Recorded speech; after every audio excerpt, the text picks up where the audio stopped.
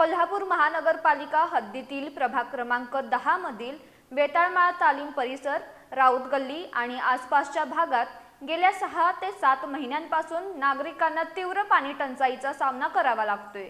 कमी दाबानं पाणी पुरवठा, अनेक दिवस पाणी न येणं यामुळे नागरिकांमध्ये नाराजीचं वातावरण होतं। अखेर महानगरपालिकेच्या पाणी पुरवठा विभागानं या समस्येची गंभीर दखल घेत आज प्रत्यक्ष पाहणी केली।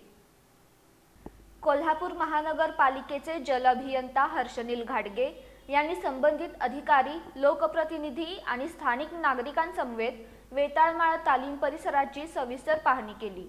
यावेळी उपमहापौर अक्षय जरग, नगरसेविका अर्चना कोराणे, नगरसेवक प्रसाद चव्हाण यांच्यासह स्थानिक नागरिक मोठ्या संख्येने उपस्थित होते।